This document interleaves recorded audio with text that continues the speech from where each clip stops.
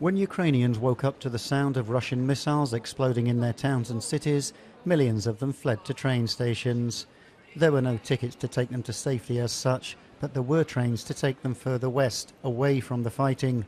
Since the start of the Russian invasion, Ukraine railways have transported 4 million people to western Ukraine and over 500,000 to destinations outside the country.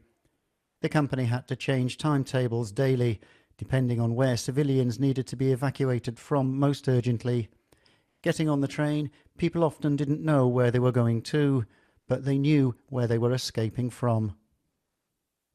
Those days were a nightmare, but we gave our citizens, our people, the feeling that they should get to the station, and that would be enough.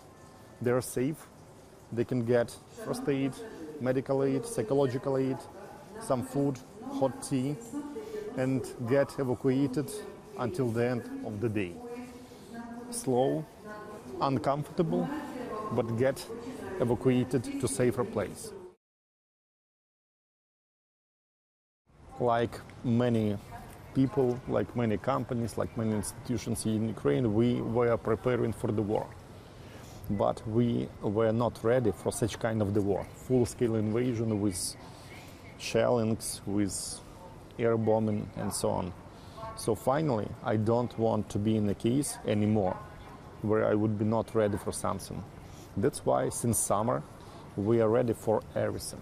We are in different environment. We are preparing for any scenario that could happen. Ukrainian resilience in the face of the Russian onslaught extends to its railways. Ukrainian Railways, the company starts operating in the deoccupied territories of Ukraine. In what delay? Kherson, it took us a week. Me and my team was there on the second day after the occupation, then on the fourth day, then in a week. In a week we brought the first train. It was complicated because we had to repair the infra, the mine, tracks, station, and all the area.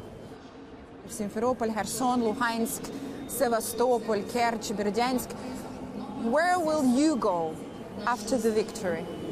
If you remember, the president said to Letterman that one day he will go to seashore and have some beer.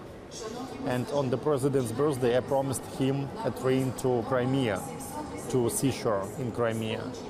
So probably I will take the same train.